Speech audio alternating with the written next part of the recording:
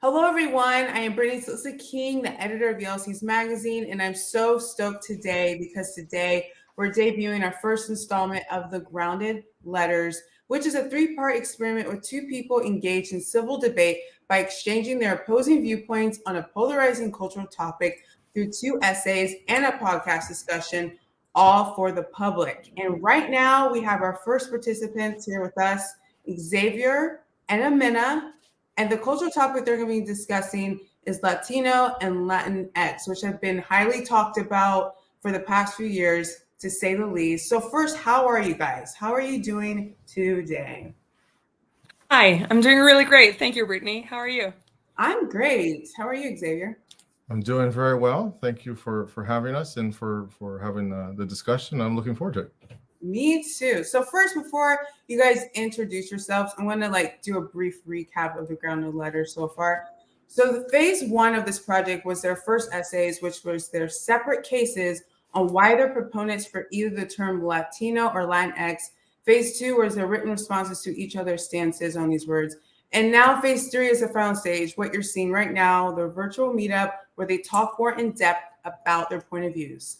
So with that said, I'm going to have you guys introduce yourselves very briefly and then also say which word you're affirming. And you can be brief on that too, because we'll have a whole discussion to talk about it. So Ximena, you want to go first? Sure. I am a reporter. I am a multimedia journalist based in Brooklyn. I usually report on community issues, climate justice, culture, and local politics. And I am originally from Mexico City, where I lived most of my life. And I am very active in the Latinx community in New York, socially and as an activist. And of course, I, like you can guess by now, I am all about the term Latinx. Got it. Awesome. Thank you. All right, Xavier, you're up. Yeah, I'm Xavier Bonilla. I am a clinician. I have a doctorate of psychology. I've been doing clinical work for over 15 years.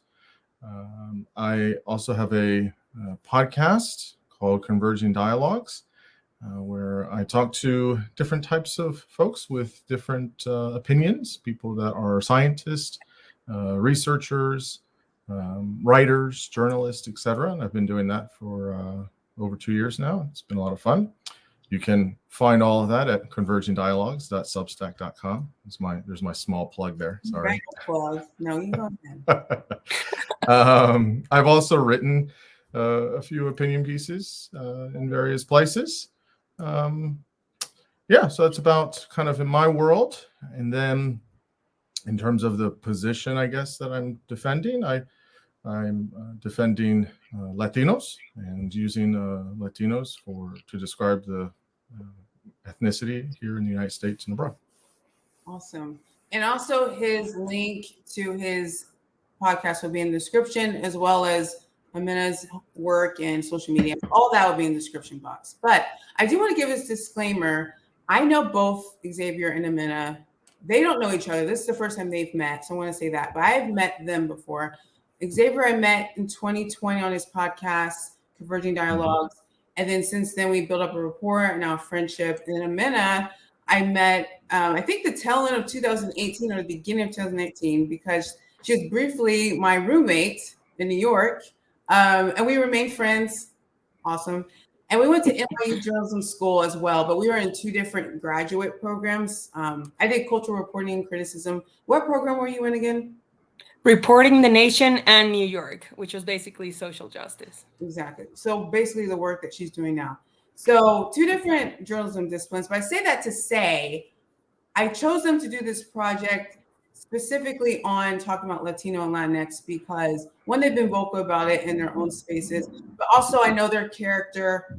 I know they have understanding hearts, they're understanding people, and they're also mature. So I knew that they can take this project on. So I want to give you guys your flowers now and say thank you so much for your thoughtfulness. And this has been a 2-month road for the people at home that don't know. This started in November and it's January. So that's a lot of emotional bandwidth. That's a lot of time. So I want to thank you both for being first too. We had nothing to go on, and you just did this. So I want to say thank you. So That's exciting. Enough of the gooey stuff. Like, let's get into this. Like I was talking to them before via email, I want this to be as real as a conversation as possible, which means as little involvement as me as possible. So I am going to ask a few general questions about the grounded letter process. But after that, like the bulk of this podcast is for you guys to do what we do, to talk, to ask questions to each other, to engage in ideas without a moderator involved. But right now, I'm going to be a moderator for like a couple more minutes. I'm going to ask you this first question about phase one. This is about how you felt. So not necessarily your stance, but how did you feel? So phase one, how did it feel writing your stances out to the public, to someone you didn't know, knowing that person has an opposite take than you? Anyone can go. Please. That's actually exactly where I wanted to start. I wanted to say to Xavier that I am incredibly thankful, because after I read his second essay, after he read my first essay, and as he responded, I think he kept an amazing open mind. And Xavier, you were super open-minded. You were very respectful. The fact that you kept mentioning my name over and over, and highlighting my points of view, and then just replying to them, it made me feel heard, understood, and I just really liked hearing how an online conversation can be that, not a bully, not a fight, not a negative debate. It can just be, listen, we disagree, and here's why. And since this is a personal subject, I finished reading it, and I was just enlightened by how people can talk and disagree, and just keep it reasonable, keep it civil, and have very enriching conversations. So thanks again, Xavier. It's very, very, very kind of you to say. It's very, very nice of you to say. Partly, I mean, my response, I mean, I know we'll get into it, but my response was somewhat easy to write, because you wrote a really nice piece, and I could really hear the personal side of things. And so that when I read it and was trying to think about how to respond to it, I tried to understand, well, what was it that was animating this, for you, or why was this, a passion for you? And in doing that, I think the points were good, but I also tried to get at the human side of things, which was important for me. And so I'm always worried about, and I do okay, speaking and talking to folks, but I always worry about in written form. And so I'm very, very happy that my words came out that way in written form. So that makes me very happy to hear. In my side, I don't know. I mean, I've talked about this informally with people. I've written, I guess, 2 other pieces on this. I guess I was a little not nervous, but a little afraid that I don't want to be the anti, Latinx guy or something like that. I don't like being associated as an anti kind of person. So I tried to think, what do I want to say about this that either I haven't said, and or having a place where, basically my thoughts and opinions are kind of in one place, right? If I could say, hey, here's my thoughts on this, more or less. And that's how I wrote it. And that's at least the initial piece. And that's what I was trying to do. But I don't feel strongly opposed to one thing. I have some concerns, I guess you could say. I have some questions. I have a lot of questions, but yes, I do have a sense of openness. And at the end of the day, I really just want people to try to respect everybody's humanity, and that can be difficult sometimes inadvertently, but yeah, I guess there is some sense of openness. I do have my opinions, but I try not to let ideas go over people. So, yeah. I love that. I love that you both said what you said, because like that's the reason why I did this project, because I find when you write out your thoughts, especially on a hot topic like this, the writing process gives you more time to really think about what you believe and express, but also gives you space for your emotions to rest, and that you're not expressing things in a knee-jerk reaction. And even if you write out that knee-jerk reaction, you are able to at least edit or revise or say like, okay, I don't want to say this. But in a public debate, you're not really afforded that luxury. So that brings me to my second question about phase two. Based on your backgrounds with public conversations or public debates on polarizing subjects, how is it different to respond to each other in an essay versus responding to that person on a polarizing subject in real life? So would it have been different if you wrote these essays and then you had to respond with a verbal response, or what did you find it more effective, the fact that it was also a response that was written out? Go ahead. Or Well, I think it's exactly what you said. I think that writing lets you reflect on what you feel, lets you reflect on what you think. I think that a lot more people should write down their thoughts and read them and edit them before expressing themselves, you know. I think it's a good exercise to have on a daily basis, on a weekly basis, I don't know, because it just helps you process, and it just helps you, you know, clear your mind, and it just puts your thoughts in order, and it lets you identify what exactly is it that sparks either negative feelings or positive feelings from a subject. Writing, it's funny that Xavier said before that it was easy for him to write his second essay because I wrote from a personal point of view. I found it really difficult to respond to his first essay because I noticed a lot of professionalism and a lot of care into the words that he was using. And I noticed that he really researched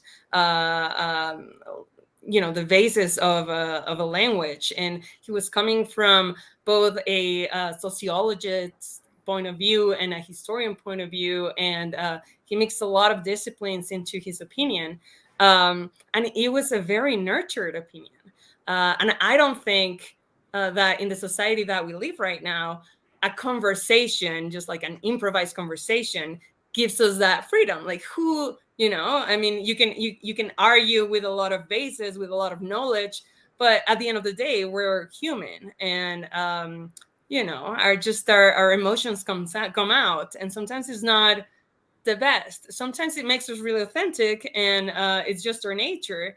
But when you're debating with someone, you have to keep in mind that there is a gray zone. You know, you can't always be in the right, you can't always be in the wrong. You sometimes are in the middle, you sometimes are in the range, and writing, when it comes to subjects that like this, before you send it out, before you send out your draft, your written piece, you really need to make sure you're considering that someone's not going to agree with you, and that you might be omitting some opinions and some life experiences that other people might have that just contradict your own. So yeah, I think just like writing out, reading what you wrote, it needs to be a more practiced activity. It needs to be an exercise of tolerance, an exercise of you know, just it needs to be from generosity. It needs to be and it needs to come from inclusion. You need to think that the people who are going to read also have mindsets of their own and also have opinions and feelings. And yeah, talking sometimes doesn't allow you that. Mm-hmm. I would say writing is not natural for me.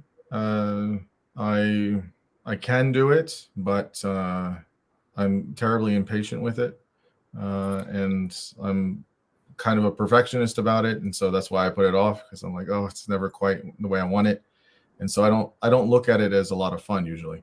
I look at it as kind of a chore and a labor, and the reason for but there's a part of me that says that I need to do it more, because I think it's a good thing to do. So I do agree with what you're saying. I think it's a very good thing to do. It's a good exercise.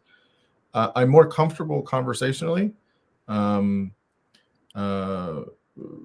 because I can have spontaneous thoughts. I can have kind of in the moment. I can get more of the person.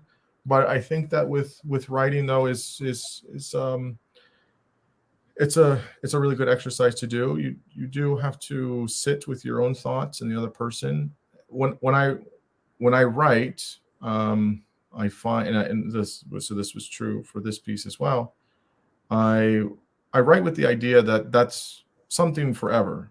Yeah. So it's something that, it's on the internet. So ostensibly it's there forever, or you can find it or whatever. And I want it to be something that if people read it 10 or 20 years from now, that I did the best I could, and so I put a lot of effort and heart into it. I try to, and that it's the most accurate representation of what I'm thinking at that time. And at the same time, in something like this, I'm trying to, I may have my opinion, and then I will think about my opinion, and then I will think about all of the counters to my opinion. So when I think about all the counters to my opinion, then that informs how I then edit and then I write it, or how I'm trying to construct it, or how I'm trying to organize it. So I think very much in that way. Okay, here's my position. There's 4 different ways someone's going to come against that position. How do I have good responses for that? And does my actual argument or my position or my view actually hold some kind of scrutiny? So then by the time I get to the end of it, and I've sent it to you, Brittany, then it's like, okay, I think this is at a good enough place. I usually have a handful of friends that read it, and they tell me honestly, like, oh, this is terrible, or why did you say it this way, or oh, that's not so good, or it's like, oh, and so I don't hear it. So again, all of these things, it becomes it's definitely a labor. It's a chore for me. I can't say I enjoy all of it, but I do enjoy when it's finished, and then when I have something that I feel proud of, which is I try to feel proud of all my pieces. Okay, then I feel a little bit better about it. So that is true. It is a chore. Yeah. That's what I was about to say. I wrote down what Xavier said. Writing is a chore, writing is forever. And then writing is an exercise of tolerance and generosity, which Ximena said. So those are awesome points to take away. Perfect segue into phase 3, which is the talking portion. So my last question is, are you guys ready for this? Are you ready for me to get off of here and have you guys start talking? Ah! I think so. Awesome. Yes. All right. I'm going to leave you guys to it, and I am going to enjoy this. All right. Right. Well, if you don't mind. Yeah, please. I want to know. Ask me anything that you want to know. I want to hear all your questions. Perfect. I think I'm gonna get right to the hot part of your second essay, where you say you resist the term Latinx because it's being applied in place of Latinos for all Latinos. And I just wanna really understand. I just want you to try to explain to me, how could that be offensive or exclusive of someone? So let me see if I understand this. So you're asking why. Now, if I'm wrong on this, you tell me. But if we have in in society or in mainstream media, we are replacing, Latino, Latina with Latinx. You're asking why would that be potentially offensive to do that? Is that the question? Right. Yeah. Well, I think that there's, I think it's complicated. I don't speak for, obviously all Latin people, and neither do you, and nobody does. But from what I understand is that, there's some data out there that shows that an overwhelming majority of individuals, I think it's just pure research of this study, 97 or 98% of Latinos don't use the term. A larger still percentage of that have never heard of it, and even in some cases up to 40% of Latinos, at least the ones that have been polled, find it offensive. And so I guess I wonder, why would we replace a term that's used to label a demographic group, at least in the United States, with a term that no one's heard of? People don't like it, or in some places may be offended by it. That's, for me, that is, I don't know why that would be the case to do that. Personally, when I've asked people in my family, so, I'm half Latin, and I've asked friends that are Latin, people either haven't heard of it, or if they do, they don't really like it. I've never really met someone that actually uses it or really enjoys it or has heard of it.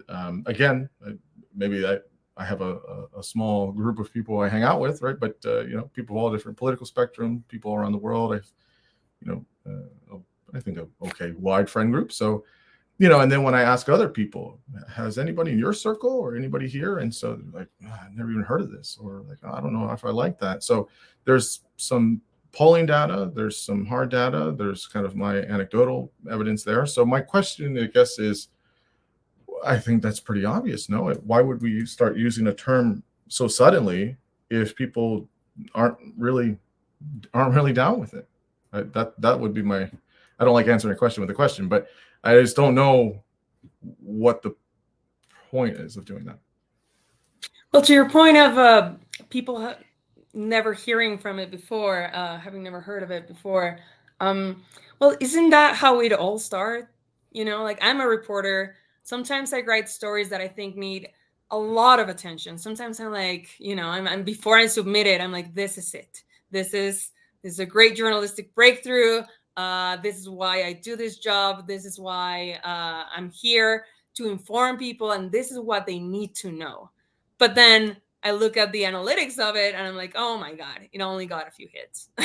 And I thought everyone would be interested, and it just turns out that society doesn't work like that. People don't have the kind of time, or people don't have the physical ability to be informed about everything that's going on. There's so much information out there. So of course, I think people are not aware of these kinds of things right away. Sometimes it takes years. Sometimes It might take decades. But I just don't think that's enough reason to discard something, because a lack of knowledge does not mean a lack of a need for something to change. Sure. So there's an awareness issue. That's certainly true. And of course, if you start promoting it, people are eventually going to hear about it and they'll be aware of it. That's certainly true. My question here on this is, why are we? Politely, who's asking for this? Who's asking to change a label or a group of an ethnic group, a major ethnicity in the United States?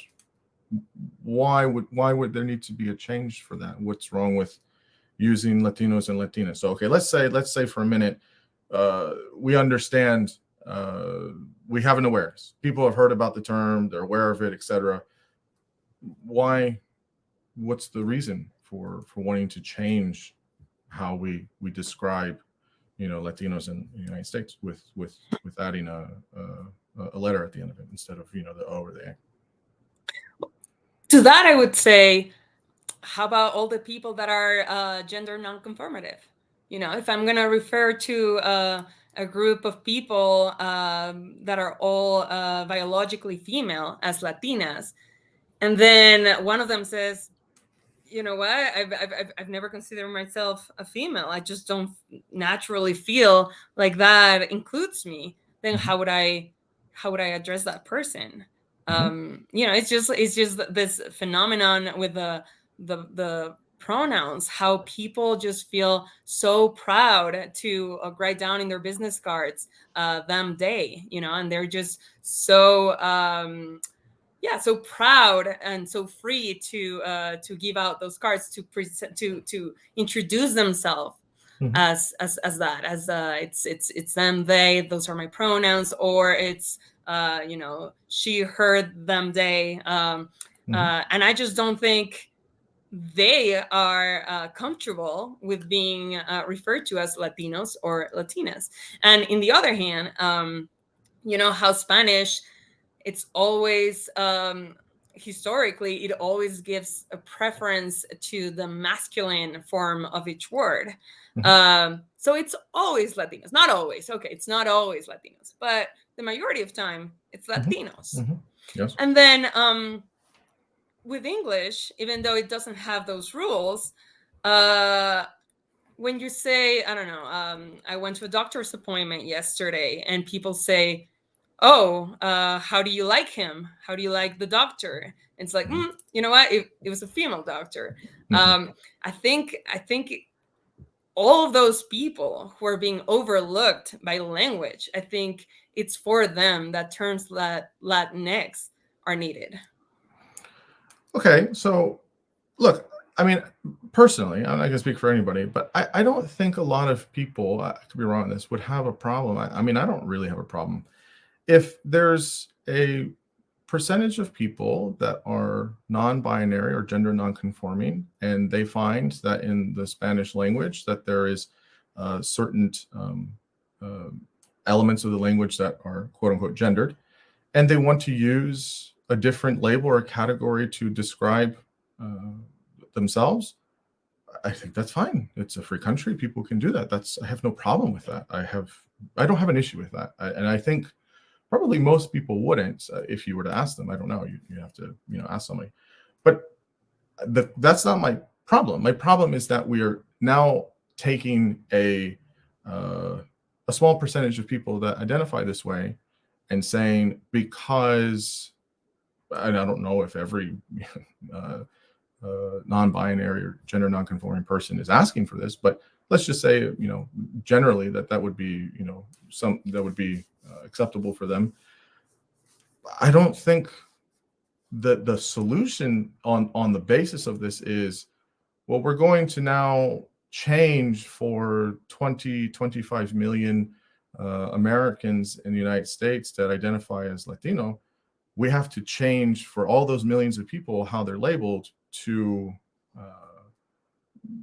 make sure that a certain group is content or happy with that. I don't know how that makes sense. We wouldn't do that in any other context, right? Like, we wouldn't say there's a certain percentage of people in a group and they prefer to be called this because there's nothing that is able to describe, how they're identifying. Okay, so that means that when they, go into the world, they can say, I prefer to be identified this way or that way. That's fine.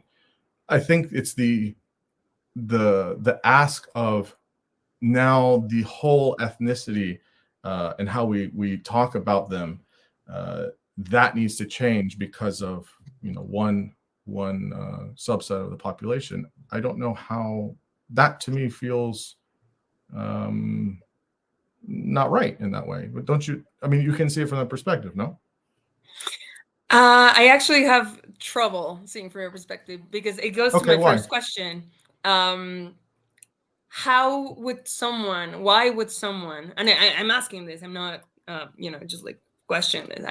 I'm looking for a response myself. How would a man, a cis man, who has always identified as a man, who is heterosexual, maybe even someone, from a generation who grew up in a time where there wasn't this social flexibility, how could they find themselves being offended by being referred to as Latinx instead of Latino? If I just don't think that calling them Latinx implies that them themselves are gender nonconformative. I just think that it is just a term that doesn't assume that they are cis men and that they are gender conformative. No. Yes, I understand that. I understand that by giving them that label, Latinx, that they're the assumption is that now all of a sudden you're saying that they're non-conforming, gender non-conforming. I understand that part of it. You're taking somebody's way of being classified and changing it without their inquiry or suggestion. You're one person is saying how you've been identified for many years as a Latino. Now we're going to change that, and now you're going to be called this. That does not seem inclusive, in my opinion. That's exclusionary in some ways, saying we're going to say that now we have to change all of these things because of a subset of the population doesn't like this term.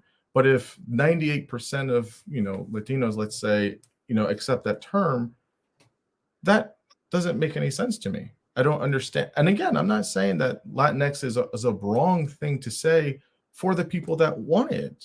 That's fine. I have no problem. Like that's totally fine. But if somebody says, yeah, I don't, please don't call me Latinx. I don't identify that way. Latino works fine for me, or Latino works fine for me. That's not being asked. That's not being experimented with. It's saying now we're just going to start using Latinx. The bigger problem with this becomes that I don't know how this definitely gets onboarded, but you see this where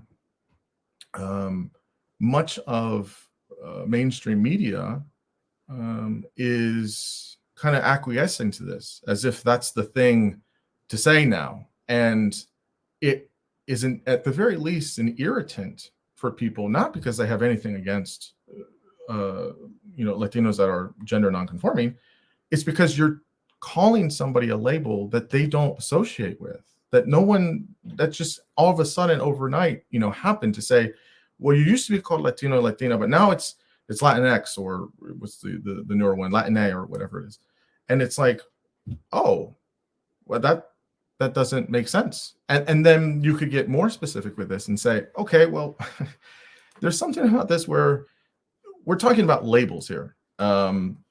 I have a question about the language itself, but I'll save that question. But in terms of the label, yes, when I have asked certain people, some of my family or friends that are Latin, and I'll say, have you heard of this term? And if they've heard of it, they'll say, yeah, I've heard of it. I don't know what it is. And I kind of give the rundown. They'll say, okay, yeah, but nobody better call me that, or that's not important to me, or I hope no one calls me that, and so, but then when you go into, like, for example, this past, at least the United States, I don't know how it is in other Latin American countries. In the United States, we have Latin American or Hispanic Heritage Month, or whatever it is, from, mid-September to mid-October. And everything was, Latinx this, Latinx that. And a lot of people, I had friends of mine that, texted me and they said, what is this? Why did we start using this year? Or maybe they've been used a couple of years, but people notice it, and people find it irritating, because it's like, that's not how I label myself. That's not how I see myself. And, I've given the argument, well, there's a certain, population of folks that they do see themselves this way. And this term makes them feel more included. And, it's just something that the idea is that, we have to push our society and our culture to be more inclusive of everybody, and not just, majority. And most people are like, I have nothing against anybody of any population or any subgroup, but I just don't want them changing my label that I understand and I know. And I guess I don't understand how that's hard. Like, you can disagree with it, but I just don't know how that would be difficult to see how someone could feel potentially offended or irritated or like something's being taken away to appease a few. I think that to explain it in a more visual way through the spoken word, I think the way I see it is, if you address a person as Latinx first, before starting a conversation, before before starting a conversation, it's sort of like you're putting them in the middle of a Venn diagram. So on one side you have Latinas, on the other you have Latinos, and then in the middle is Latinx. And if they say, just like you said, no one better call me that, they're choosing to exclude themselves from that compatible area. And on that point that you mentioned, do you think that those people that say, no one ever called me that, no one better call me that, where do you think that reaction, that to me sounds almost visceral, where do you think that comes from? Do you think that might have, some sort of gender bias, some sort of like fear, some socially accepted shade of homophobia or gender non-fluid rejection? What do you think about that? I mean, look, maybe for some people, but I think the majority of people don't like being told what they should be called. Period. I just don't think people, if all of a sudden your name is your name, and I always say, well, I'm going to call you, kind of an Americanized version of that, and that's just it. And you say, no, don't call me that. That's not my name. You would have some visceral reaction because that's how you know yourself. Again, a name and a label is not quite the same thing, but I'm trying to make the point of, I don't think people, if you were to call somebody that, and they had they never heard the word, and let's say that you take some good faith folks that are just saying that because they think that's the way we call Latinos now, and they said, well, why are you calling me that? I don't know what that word, what is that word? They don't know what it is. And they said, well, this is what we call Latinos now. And they have no idea what it means or where it comes from or what it stands for. And they say, yeah, I don't know about that, but I prefer Latino, please. I think that's a very unfair assumption to make, that people that resist that, and again, we're talking about the overwhelming majority of Latinos, at least in the United States. I don't think that means that they're homophobic. That's unfair. I think that's a very big assumption. This is a sweeping generalization, and I think that's unfair. Does that mean that there might be folks out there that know what it is, they're called that, and then they do have resistance to it because of some type of homophobia or whatever? Sure, I'm sure that's out there, but I would very greatly resist thinking that initially, especially if somebody hasn't heard of it, especially if they don't know what's going on. I think the visceral reaction in my mind from my conversations with folks on this is, I think you're meeting somebody and you're calling them a term about their ethnic category, their ethnicity, that they've never heard or they're not familiar with or they don't want to be called. I just don't think we should go around calling people things they don't want to be called. I just don't. I don't know if that's respectable, to be honest. And I think if you were to have a conversation and to say, kind of explain how it is, I think many people would say, hey, look, if certain subgroups want to have a label for themselves that makes them feel more included or whatever, that's fine. Or in the reverse, if somebody from a certain group or population were to say, hey, I prefer to be called Latinx and these are my pronouns, I think people should respect that and they should not be discriminatory towards that, of course. But that's a different question and problem than I'm going to initially just call all Latinos this new thing that applies to one subset of folks that makes them feel comfortable and that makes them feel included. That's fine. But then exporting that to 20, 25 million, Latin Americans in the United States, I think that's backwards, in my opinion. I think if people do want to be called it, that's fine. But I think just initially doing that, I think is, in my view, potentially, not respectful to folks.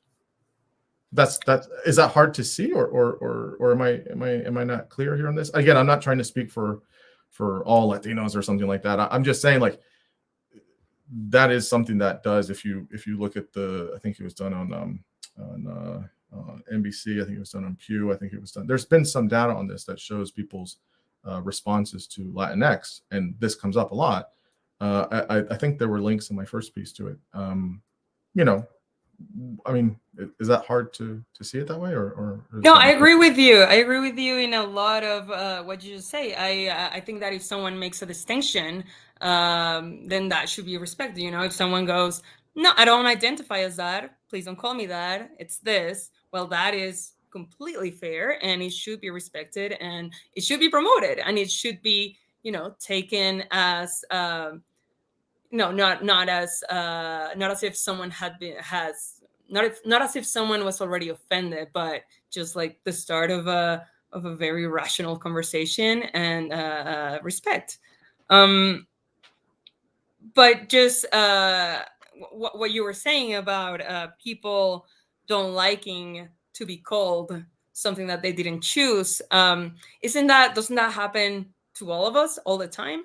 Like, I didn't choose, I identify as Latina, I identify as Hispanic, I also identify as Latinx, but I didn't choose any of those. Those were put upon me by society, by online communities, like you said, wherever those terms were created. I wasn't there, and I mean, that's just how language works. Like, I didn't choose the word woman. Why does the word woman ends with men?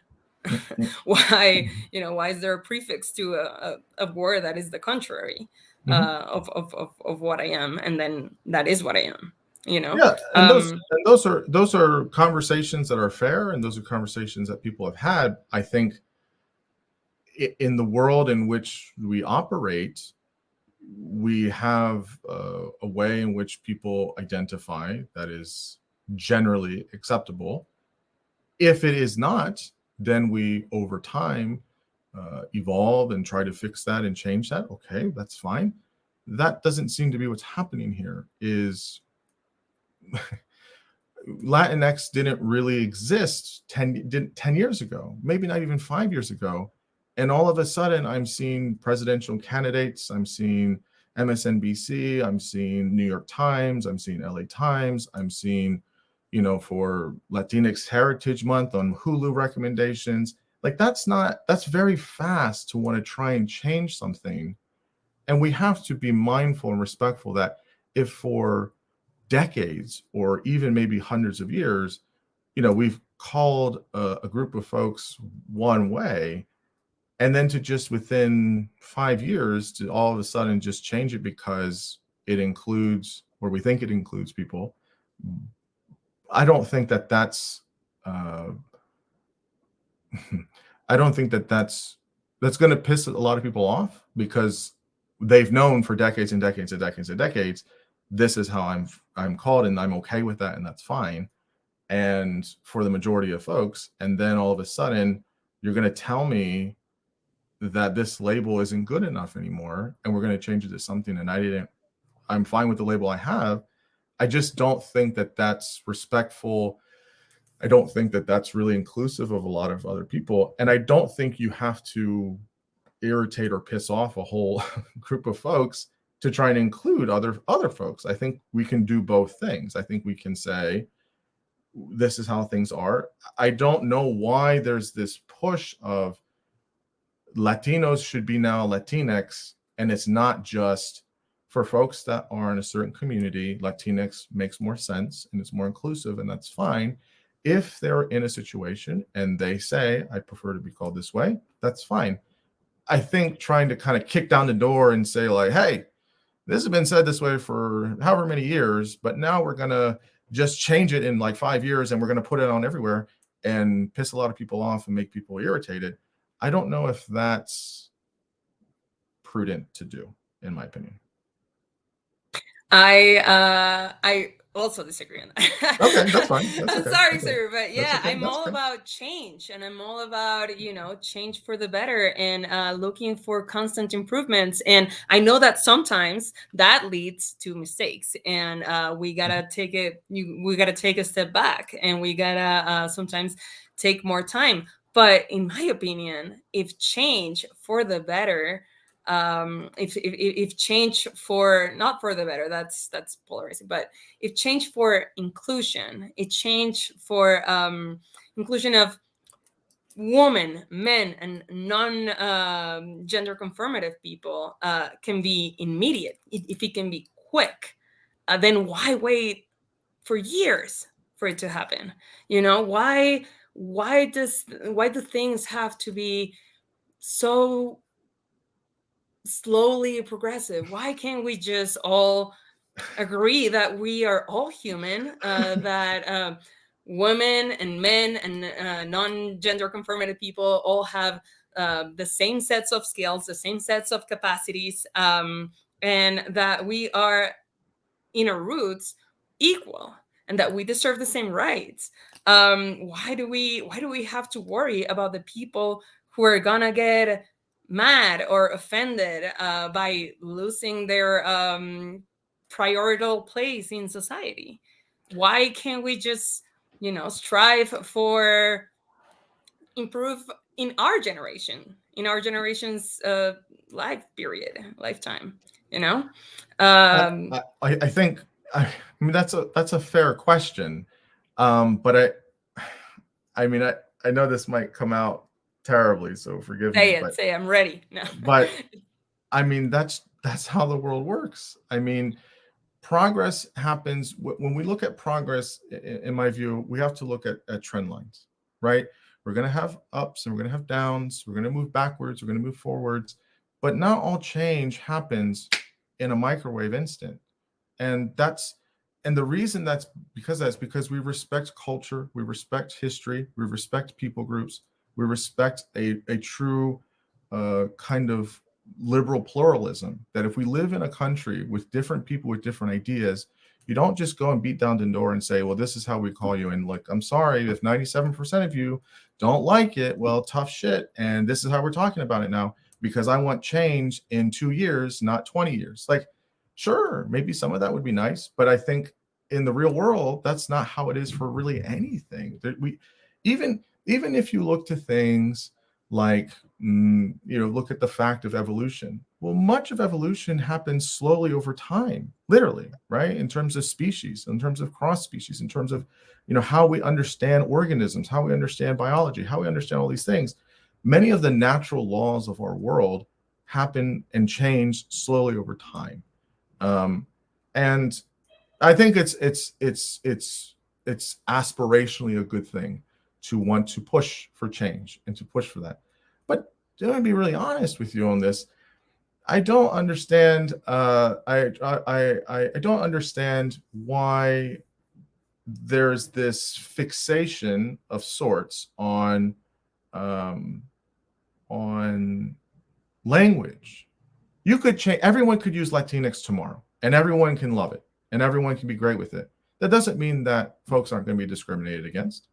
That doesn't mean that people aren't going to have various hate crimes. That they're not going to be able to, have real equality in their workplace, in school, in their social environments. They're still going to get that. The language isn't going to necessarily. I mean, it might feel good for some people and piss off a lot of other people. But even if it made everybody feel good, we're still going to have all of those injustices. We're still going to have inequities.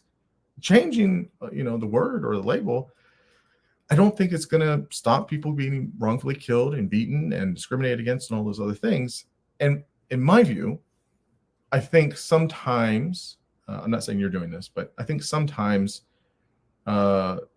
some folks become too fixated on the language or the label, and then it's okay. Well, if we fix that, then we'll have change and progress. And it's like, yeah, even if you do, there's still going to be, other things of inequalities and inequities. And then at that point, it's shouldn't we put more of our energy and our focus into making sure those things don't happen? How can people have, equal access to good education and healthcare and, fair pay and good labor laws, all these things for all groups of folks? And so I think if too much time is spent on a label or a word or a letter, I think at the end of the day, it's important to a point. And I think that really what people care about is their economic well-being, their families, and their communities they live in. And I think, in my view, those take more priority for somebody than what you call me. You can call me Hispanic, you can call me Latin, you can call me Latino, whatever. Do I have, a paycheck? Do I have food on the table, roof over my head? Can I take care of my family? Can I feel safe? That's what I care about. And I definitely think for people that are trans or not gender nonconforming or non-binary, they want those things just like any other human does. And I think, not that you have to pick one, but I do think that those things do take a little bit of a priority than, maybe a label that's, a particular. Do you see what I mean there, or no? Absolutely. No. And I think that's the absolute truth. Like changing one thing about language does not fix social injustice, does not fix racial injustice. Absolutely. But we have to start somewhere. And I think we have to start now because it's been too long. Because in 2023, women are still not paid the same as men, but for performing the same types of jobs. Because an Asian woman and a Black woman just don't make the same amount of money for doing the same job. They don't have the same opportunities in life. They don't have the same access to healthcare, and that is definitely not going to be fixed through language. But I think, just like you said, you're starting to see it in media. You're starting to see it in presidential candidates saying Latinx. I think that is definitely a seed that implies inclusion. That implies that we can all be considered just as valuable. That it doesn't have to be a masculine form of language before the others. Just as a response to what you said about seeing this term in media, which is usually left-leaning media. Right-leaning media, on the other hand, always says Latinos. Always. It doesn't matter who was there. It doesn't matter, who was involved or who spoke or who took the lead. It's Latinos. It might have been a majority of women. It might have been a majority of trans people, but it's going to be Latinos. And honestly, as a woman, I find that extremely exclusive. I don't feel represented by it. I don't feel respected. And it's been like that all my life. I just think it's time for a change. I just think we're all individuals with different characteristics, but we're all the same at core, and we would just be a stronger community if we recognize that. If we recognize that there are terms that leave a lot of people on the side, on the margins, and that leads to them not being part of certain discussions. The language doesn't include them. So sometimes the discussions don't either. Sometimes, their future is decided by people who are behind closed doors, in rooms where they're not present.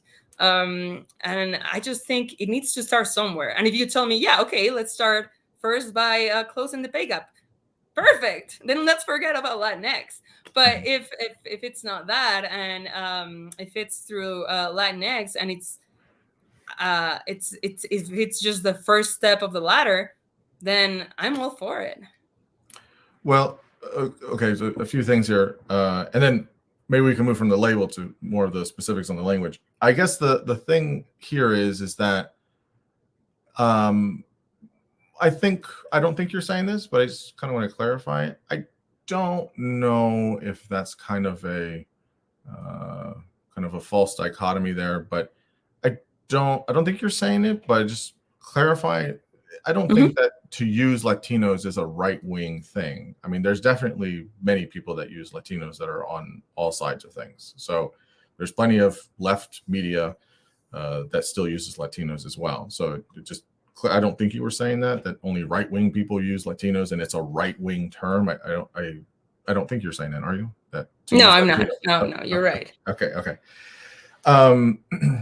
Look, I mean, in 2022, we had a midterm election here, and I think the first and only Latina senator, Cortez Masto in Nevada. She's a U.S. senator. Her group was starting to use Latinx in a lot of their promotional materials and a lot of their campaigns and a lot of their stuff when they were talking.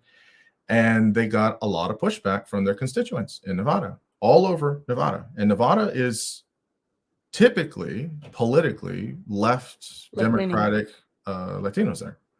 So this isn't, some of the Republican Latinos in Texas or in Florida. I mean, this is predominantly left-leaning liberal Democrats that are Latino in Nevada.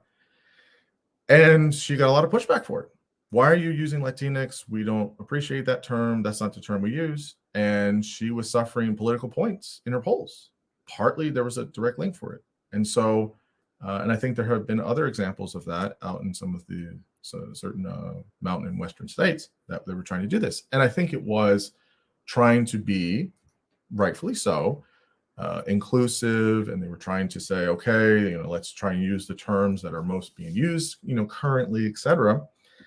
So they reeled it all back in, and they said, okay, we've heard what you're saying. We're going to go back to using Latinos, and wasn't a problem. And she won a very narrow race, very narrowly. I mean, it was by, I think, less than 2 percentage points. Super, super tight. And I just don't. That's one example among a few other examples. But like, for people that hear this and they're being told a label that they don't want to use or they don't like, it just because some people find it inclusive, I just don't see how that's I don't know how that's respectful. And I just don't. And you can say it's for inclusion, I believe you, but I just don't think that means that it's respectful for people in the majority that say they don't like it or prefer it. And I don't think that means they're homophobic if they don't like it. I just think that means that they're fine with the label they have, and that's okay. And I don't think they're trying to, again, say, well, you can't use Latinx. You have to only use Latinos. I think they say, look, if certain groups want to use that for themselves, that makes them feel, included, fine. I just think we do see some examples of some of this stuff. And I think we have to be respectful of, some people are going to like it and some people aren't going to like it. I guess my wish on it for the label would be, we don't try to push that onto an entire demographic. And we're a little bit more cautious, patient, and respectful about the terms we use to describe Latinos. And I think the other thing about this is that when certain groups then go to white folks or people in the majority, and they say, this is the term we use, and then you see all these other things, and then you get all these Latinos that say, we don't use that. I don't know what that is. What is that? Why are you saying this? It can produce a big disconnect in terms of how people can connect, and people are just trying to do the right thing. And I think we just have to have a little bit more diversity here of like, okay, people are going to use a variety of different things. I do want to ask a question for you that I was thinking about. We've been talking about the label, and here's my question. In your piece, one of the questions I was wondering, and I've wondered this about other folks that have made a claim for Latinx, it should be used or whatever, is for you personally, do you want to use it only as an identifying label for, Latin people in the United States or even in all of Latin America? Or do you want to use it to be something that changes the language? Because you said in a few places, like here and in your piece, that Spanish is a gendered language, and that's the whole point, right? The point is, for listeners that don't know Spanish, usually an O signifies a masculine tense, and then there's a feminine, the A, and so there's no in between. In English, we kind of do have a neutral, they and them and things like there and things like that. So in Spanish, it's less so. And so that's why there's this thing of X. And so I think the X is maybe sort of irrelevant. I mean, because people are using Latin A, and maybe there's going to be some iteration of it 2 or 3 years from now, but there's just another letter or whatever. But I mean, do you go all the way with this, where we should change the Spanish language so that we were having, not niños, we're having niñex or something like that? I mean, how do you go all the way with it as changing the language because the language is gendered, or is it just a label we just need to have the label for folks that fit in neither a masculine or feminine category? I want to go all the way with it. Okay. Just as an anecdotal parenthesis on this. I'm in Mexico City right now, and I've been talking about this with a lot of people here. And this friend of mine who is the director of his area in his company, who I think is also a person that does not welcome change very well. He struggles with it. He told me that he's been addressing his team with using an E at the end of the words in his emails. So instead of saying bienvenidos, which means welcome, he says bienvenides. And in Mexico, that's starting to be a trend, not only socially, but also in professional scenarios. A lot of people of my generation, millennials, are trying to, break this millenary tradition of using masculine as a preset for communicating to a mixed group. I personally think it's fantastic. I think it's another way, instead of using Latinx, using the E when speaking in Spanish, when writing in Spanish. It's neutral. It doesn't address only one side, but all of the sides. And I think that if someone is struggling with their identity, or if someone is trying to meet people who they disagree with, or who do not include them, if someone finds neutrality in using an E as a way to not point at gender, I think that's an incredible tool. Now, I like that it's optional. I like that people still have the freedom to choose their pronouns. But I just think that when your boss, when someone who is in a higher hierarchy than you professionally, is just trying to include everyone, and is just trying to address your needs, your perspective, as much as the rest of the people in your team, in your circle, I think it matters a lot. I think it can it can build team principles. It can let everyone know that everyone's cooperation, everyone's roles are as vital as the other person.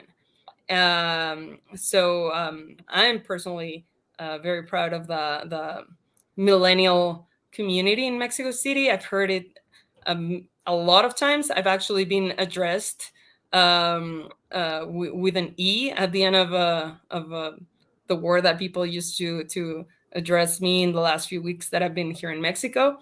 And I just don't think it has to be just, Latinx. It doesn't have to be the X. It's just, I think it's the sentiment behind it.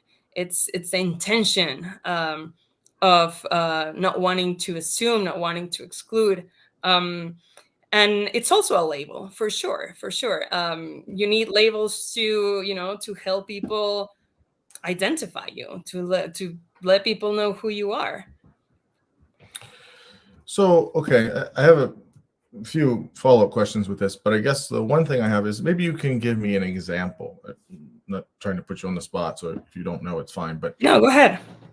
if we were to go all the way and change language, how does that pragmatically look for how do I explain that to somebody that's trying to learn the Spanish language in first or second grade?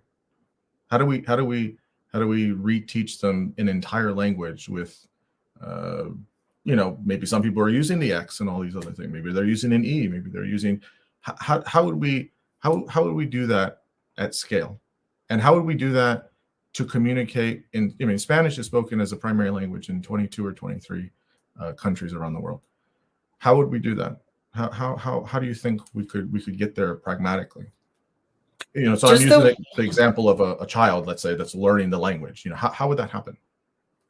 I think it would happen just the same way that every school reform would happen. A few decades ago, there was no Black History Month. A few decades ago, history was way more narrow than it is now in schools. And a lot of names were not in the curriculum.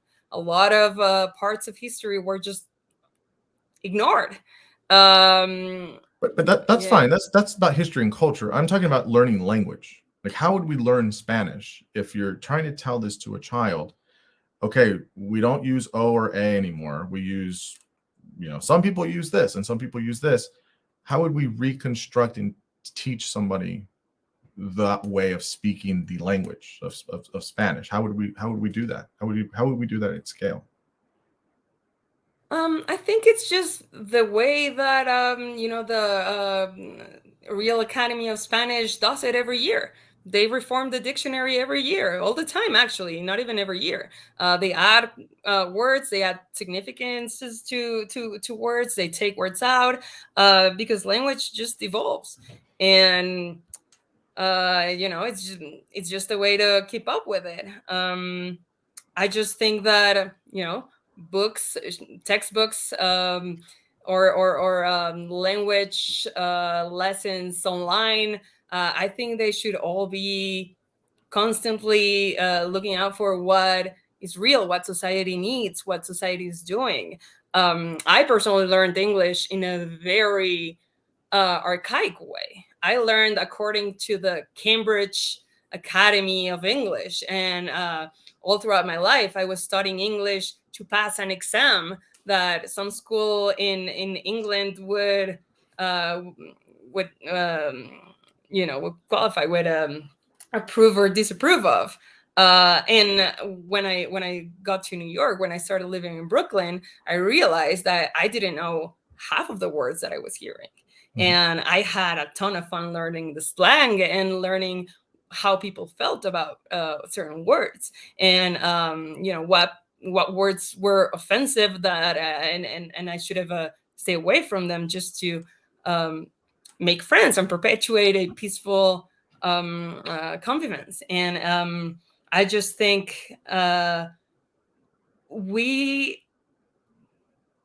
as a society, and especially schools, should not be afraid to reform what they're teaching on and on.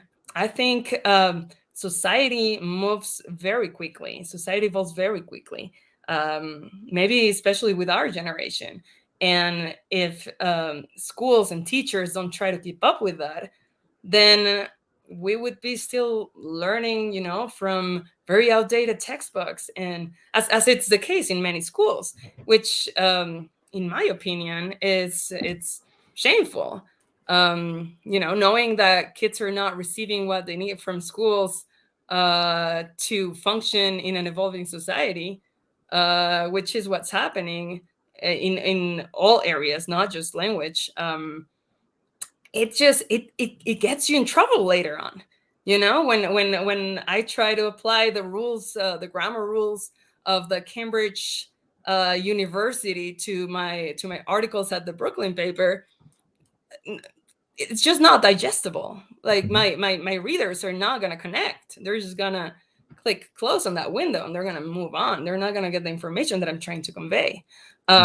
So just trying to keep it real, trying to keep those Spanish lessons accurate to what is happening in Latin America. I think that's a start. Yeah, I mean, I take your point. I mean, obviously language is evolving and changing, and we have older versions of language. I mean, what we're talking about is literally, changing Spanish grammar. I don't know how we would explain that to a child, and how do I explain that to, my abuela, right? How do I tell an older generation this? How do I tell even people, the generation above me, okay, we're all right, guys, you've spoken Spanish your whole life. Now we're going to change all of the grammar and the etymology of words. And I don't know how pragmatically that would work. And then the question would be, why are we doing all this again? And I mean, I understand your points, but that seems, I mean, obviously I'm fine, whether I'm fine with it or not. I mean, language evolves and changes, but I think maybe a fundamental difference here is the speed at which it does things. I'm, perfectly fine. And I think a lot of people are fine with it changing at the rate it changes. And I think other people want it, much faster. And I think that's sometimes that can get mixed there. I think the other thing is that there's this, it seems, now you tell me if I'm wrong on this, that this push for a kind of linguistic neutrality in the context of a gendered language, you're trying to connect that with some type of social or moral neutrality. Is that right? Because I don't think you need to do that. I don't think that needs to be the case. You can trying to overlay morals and social context for language and the neutrality of it, I don't think is necessary to do. You can have your morals and have a gendered language. I don't think they need to be all of a sudden, the language has to be, non-gender or neutral. If not, there's all these moral, ineptitudes that we have as a society. I don't think that those things are necessarily overlapping in that way. I don't know if you're meaning that, but I don't see it that way. How do you see it? No, I do mean that. Okay. And I would ask you, how would you express your moral principles if not with language?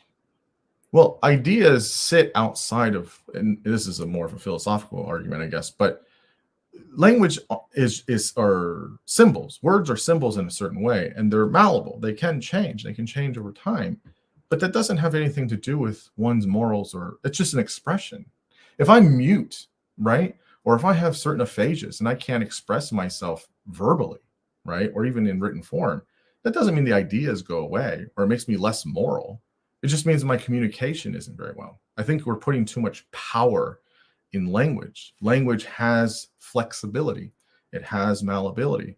I don't think that, if the words I use determine my morals, I mean, yikes. I mean, I when we started, I said I agonize over the words I use all the time. It's like, oh my goodness, if I had to put some moral attribution on top of it, I mean, I would never write anything publicly, right? I mean, I think we misuse words all the time. I mean, words look different in different languages, but I don't think that means that we're more moral or we're less moral based on the way we string words together in a sentence. And I think most people understand that. I think that most people would say, yeah, of course, like, yeah, I could use this word or this adjective, or I could use this adjective. And there's no like point system of like how moral I am or not based on which adjectives I'm using. Like, I don't think it's that embedded. I understand in terms of how we communicate through language. We obviously communicate through nonverbal expression as well, through our body posture, our gestures, our facial expressions, our types of affect. We're communicating as well. So it's not just language, and I think that also is a disservice to people that have various disabilities that can't express themselves because of brain injuries or aphasias or things like that. I don't think that there's anything there. It just means that there's something that's short-circuited there, or there's something that hasn't developed in neurotypical ways, but I don't think that has anything to do about their moral or social standing because they can't communicate through language. I think we're giving too much power to language. Obviously, words have impact. Obviously, we should be so responsible with our speech. We should be responsible with our words, 100%. And there are people that don't do that, and I don't like that. But I don't think that we can. It's not a direct causal one-to-one. The words you use give you some type of moral or social kind of claim as well. But maybe we just have a difference of opinion on it. I think you're absolutely right when you say that that language is flexible.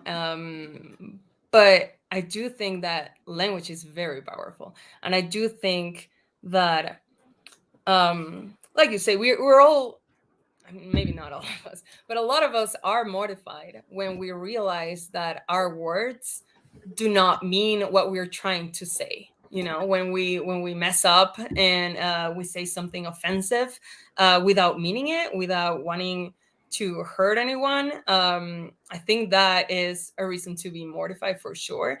And yeah, a lot of us find ourselves apologizing for using the wrong words. But the thing is, people remember the words they hear. People remember the words that are being used to express intention. They don't know what your intention is, but they know what you said. Correct. But that's the problem with that's the how words and language are insufficient. They fail us all the time. So much. They're only symbols. If I'm getting thoughts from my head through my speech, there's a lot in between there that's going to get messed up, right? It's not going to be I do it every day. I'll talk to somebody and I'll say, that's not quite right. It's not that way. I don't want to say it that way. That doesn't get exactly to the meaning in my head. And then when you do say it however you want, you're dependent on that person's perception of the words, their understanding, their judgments or their attitudes towards you and all these different things. And so language and words are a vehicle, but they're not the be all end all. And so in that way, we can never know entirely the author's intent of things for sure. But I think we should try, especially when we're trying to communicate verbally with somebody, but they're always inadequate. And so I think if we put too much morals into language, I think that's it. Personally, I think that's giving it too much power because there's just I could say something and 10 people could interpret it different ways. And in fact, we do that all the time. And it's like, well, I didn't mean it in any of those ways, but does it really matter then? Or are we just looking at the language and the words, or are we looking at what I really meant? And so then it's like, okay, well, maybe it's a mix of both. I don't know, but and maybe it's different for everybody. But I think it's something that, for me, I just don't put that much in words. I say, okay, well, yes, this might be strong, but what were you trying to say? Oh, okay. Well, this is the intention of it, and people try to work hard for that. I guess back to the Spanish piece of things. I still don't. This, we might disagree on this, so I don't know how much you want to spend on this, but look, of course, Spanish is gendered, so to speak, right? But I don't think it has actually to do with actual gender. Like the letter O does not actually represent masculine, right? I think that's like extremely literal representation, right? The letter A is not actually a feminine thing. We give those the signifiers so that way it is gendered, but I think it's one of those things where it's like like nobody thinks the sun is a dude because we say el sol, right? Even though we say el sol, which is usually for the masculine, right? El and la is for female. If you say la mesa, the table, we don't think the table's actually feminine, right? It's if you go that far with it, then yes, then you would have to say that like, okay, like we're enforcing all these cultural or social or moral norms onto all of these things. But la mesa is that's how the language is. it's not because it's actually feminine, right? So we have these feminine tables and masculine tables. To me, in my understanding of Spanish, I think it's the same thing. We say nosotros, or if we say, to try and include all these people, we're including everybody in that group. We're not excluding some people or not all these other people. And look, you just as well could say, you could use that for, the quote unquote feminine version. If you put A instead of O, I mean, I don't make the rules up for the language, but I don't think it's actually gendered. We say it kind of colloquially that way, but I don't know if you're very literal about it. I mean, nobody goes around thinking that El Sol is a man, or it's a masculine form. It's just the sun. I mean, that's just, maybe there's some, old-fashioned ways of how that was created. But I mean, people aren't going around saying like, man, I don't know if I can say that because it's just a dude, or some dudes say, well, I don't want to say la mesa because, I don't want to see the table as feminine. And I kind of see that in terms of like niños or niñas or things like that. It's like the O is not actually masculine. The A is not actually feminine. And it doesn't necessarily mean that. I mean, I think that that's kind of literal. And that's why when I think about this whole, like, let's go all the way and change language, like, do we need to put an E in these things? Do we need to put an X? Like, we all realize that this isn't actually for inanimate things or whatever, gendered. I don't know. What do you think about this? I mean, am I off on this? What do you think? I think you're right for what it concerns to objects. Like, right, la mesa, sure, it doesn't matter. But it's interesting that you chose the example of the sun, because think about it. It is the celestial body that the earth turns around. It is centric. It is the source of life. It is the source of power, of energy. Why couldn't we be le sol? Why does it have to be masculine? It comes from Asian cultures. It comes from this male predominant idea of how power is masculine. How whatever male identifier is associated with power. I think that has a lot of importance to some people. I think but even if that does have the case, because we still say el sol, that doesn't mean that we're automatically, I mean, there are things that are going to be true in a culture that are true of our history, that are true of things that we can acknowledge their source, we can acknowledge where they come from, we can acknowledge their history, and we can agree to still use. Not everything has to be changed because it doesn't fit our current day morals. But who would be hurt if we did that? If we changed the way we talk? I don't think it's about being hurt. I think it's a pragmatic thing. You cannot change. I mean, you can try to, but I just don't think pragmatically in the real world you can change the Spanish language or say, well, we're cool with inanimate objects, so la mesa is fine. But other things we are going to change because it doesn't fit with. I think that that's just taking an extremely literal view of Spanish. And you could do this with other romanticized languages that all have a Latin base. So we have to go and argue with Latin then, right? You could do the same thing with French. You could do the same thing, I think, with Tagalog. Well, French does have gender neutral. I don't know French, so I don't know, but I do know it does have some gendered aspects. You could do the same thing with Romanian and Portuguese, and you could do it with all the ones that have a Latin base, and maybe some of them do have a neutral one. That's fine. They do, and they're just as ancient in Spanish. But again, French is even older than Spanish. Yes, and I don't have, like, I'm not a linguist. I'm not a historian of understanding the Spanish language and stuff. I just think pragmatically, of course, over time we can have language evolve, but trying to, very quickly say we're going to make all of these changes to language, the language that millions of people around the world use, because we don't think right now it's inclusive. I just think that that's very impractical. And I think that that's just a very, very literal and specific way of the language, because it's saying, well, I do think that you can say, and this is when I make the argument in my end of my first essay, I think, is when we say Latinos, we don't say, okay, Latinos, and then people that are gender nonconforming, non-binary, we're not including them in Latinos. We're putting them over here as another category. I don't do that. Or when we say nosotros, like, we include everybody that's there, everybody that's in that room, which would be, gender nonconforming, non-binary, women. I think that you might be right. We're not excluding them, but we're not putting them in the same hierarchy by choosing a gender terminology, a gender guided terminology. Maybe you're not excluding them. Maybe that's not the intention, but that is what the word is saying.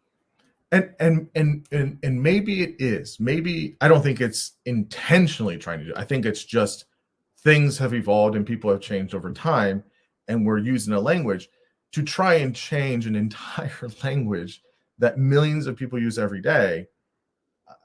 I just don't, very quickly, I think even if you could say morally that's the right thing to do, I just don't think pragmatically that will work. And I just don't think it's just morally. I think it's socially. I think that morally if and socially, society sure, is striving to be more, if we want people in society to get the opportunities that they strive for, changes need to be made. And and I would agree with that. I would say, again, do those folks, in the LGBTQ community or otherwise, feel like putting a letter at the end of a word or a label or changing certain words is going to make them feel more included? Maybe, but I don't think it's, if somebody says right now, we're going to change this language, or we're going to change some of these labels or words, but you're still going to get hated for it. You're still going to be discriminated against. You're still not going to be included in certain social circles. You're still going to be, what do you want? I think they'll be like, well, I don't really care. I want to be treated as a human being. I want to be treated respectfully. I want to be treated as anybody else would be treated. And I don't discriminate based on, how I identify or how I represent myself or who I love or whatever. That's the most important thing, I think. And I think those things, if certain groups of people want to use certain words or certain ways of identifying, again, that's, I think, totally within the right and totally fine, and we should respect that. It's the other way of pushing and foisting all of this on millions of people to say, you need to make the change. We don't, because we have certain ways in which we want to do things. Even if that's the moral high ground, I just don't think that pragmatically that is going to go very far. And I think that, as my example I gave, that when people use that and they get irritated or they feel offended, and it's like, well, we don't care if you're offended. We don't care if you're frustrated. We don't care if you don't like this term. That's what we're calling you now. Full stop. I mean, like I said in the piece, I mean, that feels like a type of lexical imperialism. This is what we're calling you now. Sorry. That's how it is. We're going to take this away from you. I think about, one person I was talking to said, I'm an immigrant from, a Spanish speaking country, and Spanish in the language I have in certain moments was all I had when I came to this country. That's all I had was my language. I don't want you changing that. Don't change that language. Not like that. Don't take the only thing I have away from me and part of my identity of sorts. And the poetry I read and the literature I read in Spanish and how I speak to other folks in Spanish. Don't change that without asking or telling me now this is what my label is and telling me this is how we're going to speak the language. That's all I had sometimes when I didn't have, legal documentation, or I couldn't do other things, and I was not in my home country, and I was in a different country trying to figure things out. And that was the thing I had. And I think for a lot of people, that's a real experience too, where they feel more at home and they feel comfortable speaking Spanish in the way they know. And I don't think that they would have a problem with other people making certain changes, but to say, these are all the things that you have to, this is the new label. This is the way we're going to change the language, instantly, or we want to do it that way. I think that could be, offensive and hurtful and unintentionally, but I think it could be for large swaths of Latin people in the U.S. In my view, that's how I see it. Well, a few things about what you said. I just think that using Latinx does refer to Spanish. So for an immigrant who says Spanish is all I had, well, Latinx doesn't take that away. And also, you said, well, if you tell someone who's being discriminated against, if someone who's being oppressed, if you tell them, well, none of that is going to happen, but what's going to change is the language we use to address you, and they'd say, well, then I don't care. I think they care. I think this term has been pushed not by cis women, not by cis men. I think it's exactly that community that you think that who doesn't care. I think it's them who are trying to make that change. I think it's them who are pushing for that word that they feel included with. And the point that you made about imperialism, I did read that in your essay, and I wonder. So you mean Latinx is has an imperialism influence to it, because it's not it's not just chosen by immigrants and the Latinx community in the US, but also they're being referred to as that by non-immigrants and white people and other communities that are not their own. But isn't Latinos and Latinas the same way? I mean, the word Latin on its own, without an extra vocal at the end of it, that comes from the Roman Empire. That's imperialism, no? And then and imperialism, to me, tell me if I'm wrong, but imperialism comes hand in hand with oppression and hierarchy, and that is already rooted in the word. In my opinion, and I can't say that this is the case in all Latin American countries. I don't know what the roots of their indigenous language are, but in a lot of indigenous languages in Mexico, the X is used as it's just very common in words. So to me, it's actually the opposite of imperialism. It's taking account a lot of tradition. I don't know if Quechua has any X's in their words, but definitely like Otomi and Mayan and Mexica, they all have X's in their lexicon. And I think it's actually a step in the opposite direction of imperialism. I think it is recognizing tradition. It's recognizing the root of many people, their ancestors, and a different way of life. I guess to underscore my point is, I agree with everything you said just a little bit ago. I don't want anybody to be mistreated. I want us to respect all humans. I don't want anyone to be discriminated against, intentionally or unintentionally, right? And so that's, every day when I wake up and I'm interacting with other people in the world, I try my best to respect the humanity of everybody, especially those different than me, and even those that aren't. So, that's not a problem. None of that. People want to be called certain pronouns. They want to be called certain labels. Zero issue on my side. No problem. Not a problem. My issue with Latinx and many of the things we've been talking about, and that I stated hopefully well in my piece, is because I respect people, and because I respect groups of people, and because I respect culture and history and tradition and language and all of these things, I don't want to be, you could take any really issue with this, I guess, but intentionally or unintentionally enforcing or forcing a new term on a group of people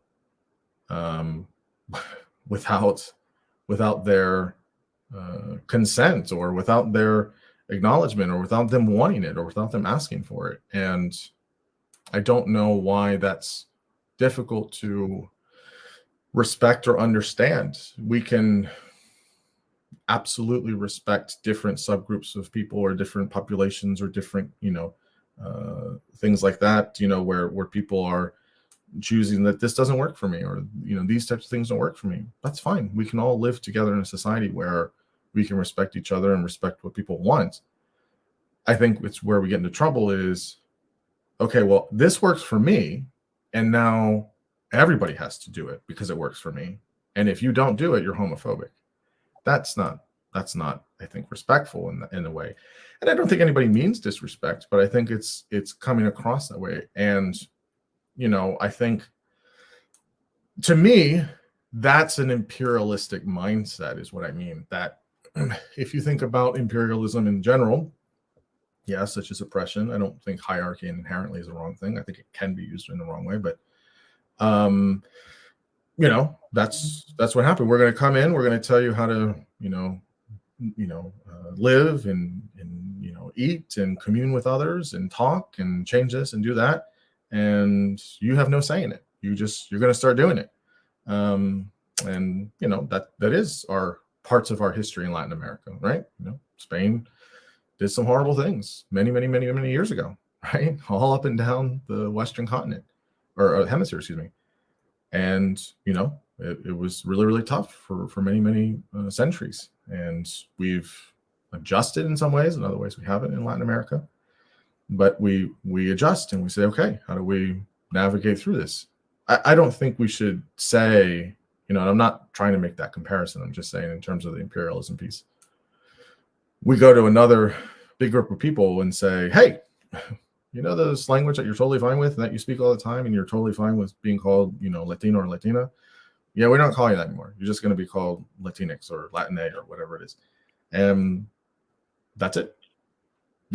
I just think, I just think that a lot of social change that made our society move towards equality was faced with the same kind of rejection that you're talking about, the same kind of resistance that you're talking about. I know that a lot of people are resisting the term Latinx. I know that they don't identify with it, but so did a lot of people who didn't want slavery to be abolished. So did a lot of people who didn't want the women's rights movement from the 60s to succeed.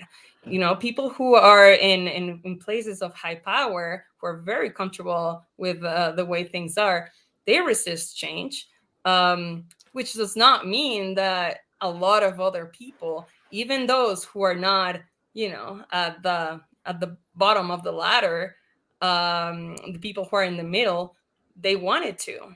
They don't like the way things work. I mean, even people at the top of the ladder, sometimes look down and say, this sucks, Of course, there's people who are like, I don't want to be part of it, and I don't want to take part in any kind of change. But are they the voices that we need to keep listening to? Because we have been.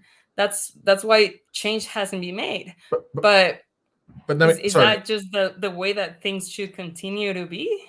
No, but here's I think the main point, which I think we're getting stuck on, is you're asking about social change. I think I'm not saying this, and I don't think anybody would say this. If a group of people or a certain subset of people want to be called a certain way, and they go around and they say, this is what I prefer to be called, or this is how I choose to be identified as, and there's no resistance to that, and there's fine. Yes, we can do that. No problem. I have not once in this conversation said I have a problem saying it to people that ask me or they want to do that. Yeah. Or use it as an option. I never have said that.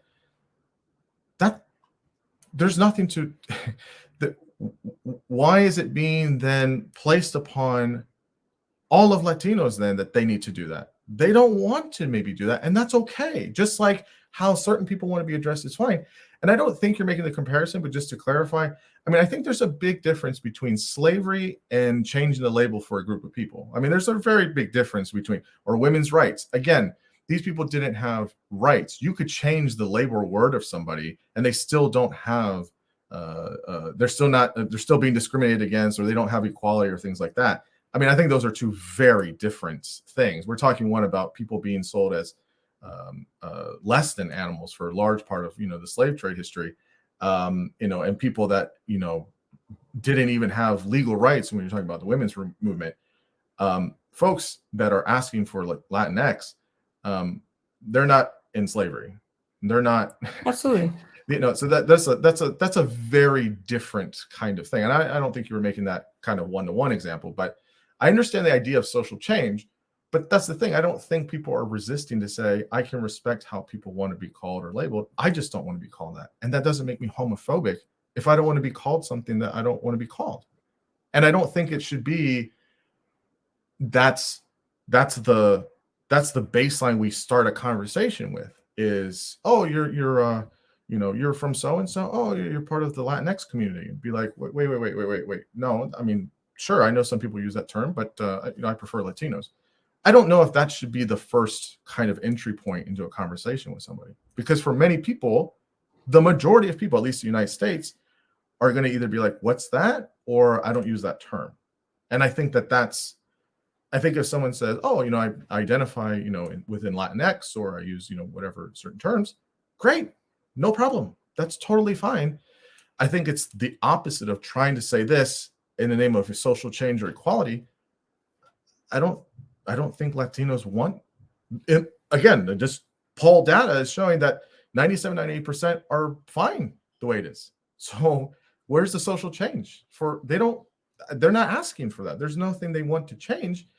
There's a certain group of folks that do want it, and that's good. That's fine. And I think we should respect that, and we should respect them as individuals and respect how they want to be treated and respect how they want to be called and the terms they use. But I don't think that all of a sudden, because certain group of people like being called that, now everybody in this group needs to be called that. That's the kind of connection. I understand your points. I just don't. That's, I think, where if there's any impasse that we have, that's where we're stuck at. Is I don't get that part of it, and yeah, I think that's the part where we're maybe not going to get past on that point. But I don't have any. I understand your viewpoint. Yeah, just like I understand yours. And I respectfully disagree. But I'm not trying to speak for all Latin people or anything. I would never do that. But I think overwhelmingly, based on the points I've made in terms of data points and certain examples, that seems to be the case. So I don't know. I mean, if it changes, okay, but I don't know. I'm just very curious. I'll be very curious to see what surveys on that same matter will look like in a few years from now. I think that, like you say, as press and as certain figures of power continue to use the term just like they're doing now, I wonder what effect that is going to have in the community that's going to be surveyed. I want to know how language is going to keep evolving. I want to know if there is a better term in the making, better than Latinx. And if there is, I'll be completely, open to change to that, as long as it's inclusive, as long as it promotes social equality, as long as it's a label that people can identify with, even if they don't fit social pragmatism. I just want to see our societies strive to get better, strive to be more just, to strive to be. I want to see society in America as diverse as it is, but accepting itself. I am just tired of social divisions, and I know you're not saying let's keep all of that. I know that's absolutely not where we're heading here, but I like I said, I welcome change. I think it's needed. I think it's needed now, in many ways, not just with language. And if it's not Latinx, then fine. But we need something. I know I do. I know that to address a group of people that I don't know at first, I need a way to make everyone feel included. And for as long as Latinx is the only resource that I'm given, I just think it's great. Yeah, no, I hear that. I mean, I think my only kind of final thought on it is that I think one of the things about diversity is when you live in a big country, and we live in a country that believes in actual liberalism in the true sense of the word, and a liberal pluralism, people are going to have different opinions and they're going to have different ideas, and not I think that's everyone's wonderful. Yeah. it is wonderful, but I think I'm not saying you're doing this, but I know other people have done this, is if people don't agree with it or they don't like it, or for whatever reason, my hope is that the initial assumption is that, well, you don't care about inclusion, or you don't care about other groups of people, or you're homophobic, or you're transphobic. I think people can just say, hey, I just don't prefer the term, or I don't prefer this, or whatever. Has nothing to do with the group of folks. That's just how it makes sense in my mind, and maybe that's just how it is for me, and how it could be for someone else. And I think that we respect that diversity of thinking about things differently and trying to do that. And I think also something that on this issue, and I think maybe on other issues, is I think sometimes people will, when people have their thing, their issue they're really concerned and they care about, some people are going to care about an issue at an 11 and some people are going to care about it at a 7, and both people care about that same issue, both want the same kind of goals or outcomes in a certain sense, but just some people care about it more than others. It doesn't mean that, oh, well, if you don't care about it in the same way I do, you must not be for inclusion and diversity and respect and equality. It's like, no, I care about it. Of course, I care about it. I care about that issue that you do. I just don't care. I have another issue I care about at an 11. And I think sometimes we have to wrestle with that and say, hey, okay, yeah, you're just not there. If someone doesn't care about climate change at an 11, that doesn't mean they don't care about it. They just care about it at a 7 or an 8. That's still a high number. It's not like they care about it at a 2. And so I think that that's in a pluralistic and liberal and diverse society, that's what we're going to have. And we need to be able to find ways to respect that and engage with that, and and navigate and manage that. So it's kind of my end point. Wow. That was so insightful. And I hate to be cliche, but it was a really great conversation. I was learning so much. I was taking notes on things I've never heard before. And it's funny enough, it's probably because the things I've never heard before is because on social media or in these public debates, it's often non-Latino or Latinx people talk about this and using these words as like a political tool. So hearing you two talk about it at a historical place and a place where it's your heritage was very insightful. And I just want to ask a couple questions because I know that was a lot, but how do you feel now that this process is over? You can talk about maybe just how you feel about this conversation or the whole holistic process. You can go wherever you want with it. Please, Ximena. I feel like I want to write another 2 essays. I feel like I agree with Xavier in so many things.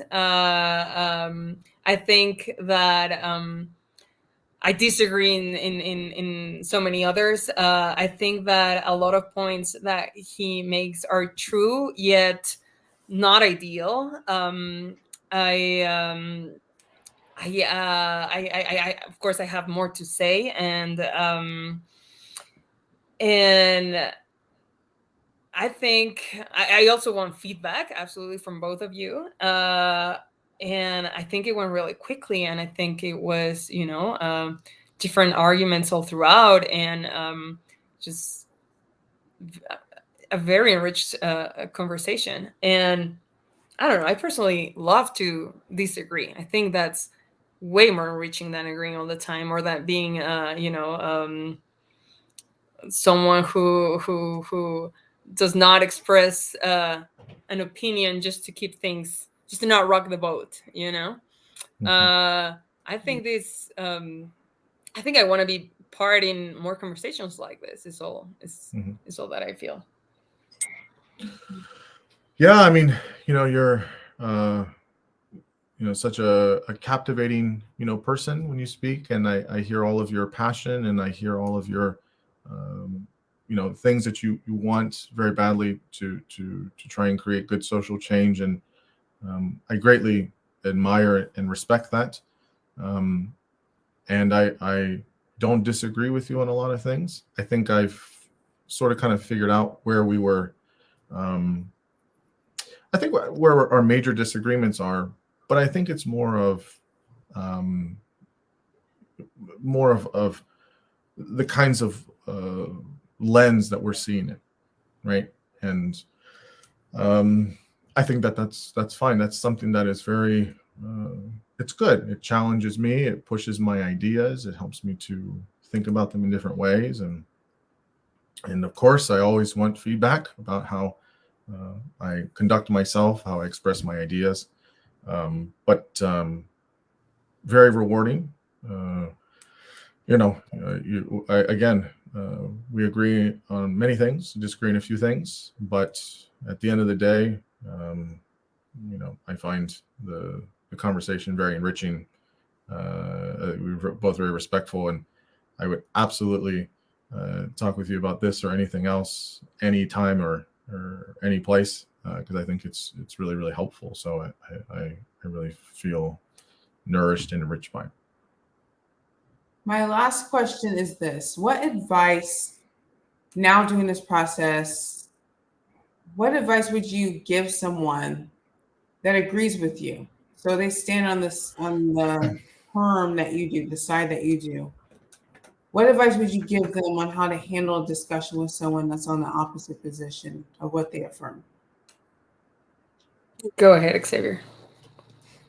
As he takes a drink of his My water, yeah. Starts choking. Sorry. Sorry, was it what was it again? Sorry, what was the question? Sorry. You were enjoying that drink. No. Yeah. What advice would you give someone that's on the same side as you? I use side on how to handle a discussion with someone from the opposite position of them. Specifically on this topic. Yeah. Well, I mean, look, I think you have to look at the person, and they care very much about their ideas, just maybe as much or more than as you care about your ideas about things. And my general rule of thumb is, so it applies here too, is trying to you can have your opinions or strong opinions, but I think you have to really respect the other person and try to really understand specifically what they're saying. Your ideas or your positions, and there could be good or bad or right or wrong or whatever, or improved on, but do you really understand the other person's perspective? Do you really understand the points they're making, and a little bit of why they're making that? Like why is it? And I could see throughout the conversation that Ximena cares very much about making sure people feel and are included in many senses of that word. And I felt that, and I tried to really understand that well, and then filter kind of my position or arguments through that understanding. So then I could, because a lot of the times it's not, are your points good or not good? It's more of, can the other person hear what you have to say? And if you're just obstructing it with, nonsense, or just kind of being a jerk or something like that, or not being clear, then no one's going to hear what you have to say. And so I think trying to hear their side then kind of informs a little bit of how you can discuss your side. Because kind of like what she was just saying, if I was talking to somebody that had my viewpoint, it would be like, yeah, of course. Yeah, well, right. I mean, yeah, you get it, right? Yeah, of course that's what we should do. Like, yeah, that's not how we should do things. And the same on her side. It's different when you're talking to somebody that has a different perspective. And I don't think at any point I didn't get the impression that she was making judgments or attributions or assumptions about me or how I think about these things or how I think about other people. And I certainly didn't on when she was giving her position. So, I think that helps, and to really just try and understand their position and not just wait till they're done so you can tell your point or something like that. I think it's important to really try and hear where they're coming from. Ximena? The advice that I would give to someone who agrees with me would be same as Xavier just said. Keep talking to the people that disagree with you. Keep that discussion going. Keep listening to why they don't agree. But also talk to the people who have life experiences that have made them agree with you as well. Gather those real world situations, gather those feelings and their meaning, and from that draw your opinions. Not just, don't stick to theory, don't stick to academics, don't stick to figures that you don't relate to or that you don't know or that you don't identify with, but get to know why people feel the way they feel, get to know what people have been through, and take that as the arguments that you build your opinions on, instead of just stuff by a textbook and stuff that people say without basis and people say without actual personal points of views. I love that. And to both of your points, what I saw throughout this discussion that you did really well, besides stating your points and your cases for Latino and Latinx, you guys listened really well. People can talk well and use these words and lexicon, but you guys really listen well. There's times where Xavier would stop and just want to get clarity to make sure what Ximena was saying is the same thing. And I thought that was very insightful and fruitful. And also, to both your points, yes, you guys clearly see things differently, but you guys care about your community. You care about your history. You care about being exclusive. You just see different ways to pursue it. And that what you've offered in this conversation is for people to see that you can disagree on things, and it doesn't mean that one side is wrong, one side is right. There was things in there that intermingled together, the more clarity you both got. So I just really am so thankful for this conversation. I'm thankful again for you two. You surpassed my goal with this whole process, and I appreciate you again. So if you want to, let the people know where they can find your work, your social media. Shout it now, plug it. Xavier, if you have more to plug, go for it. Go ahead, Ximena, you can go first. Well, my work's published at the Brooklyn Paper, and my Twitter account is at Ximena.dcl. So that's where you'll find my work. So people can find me best place to find me personally is I'm on Twitter. I'm loosely active on there, but so my first and last name, Xavier Bonilla 87. So it's at that. And but most of my time is free time, if you will, is on the podcast talking to wonderful people. And that's Converging Dialogues, that's substack.com. And you can find it wherever you listen to podcasts, of course. It's on YouTube, it's Apple, Spotify, all the great places. But if you get it at Substack, you can put your email there and get all this stuff immediately and listen to it straight there as well. So it's not hard. You can always Google my name and you can find all those places as well. So that's always great. And I do think it's fair to say and right, and I believe in it, that folks should obviously read Brittany's stuff. They should read Ximena's stuff. So don't just come and follow my stuff. You can come and listen and read all of their stuff as well. They but read it too. Yeah. You better plug us. Yeah.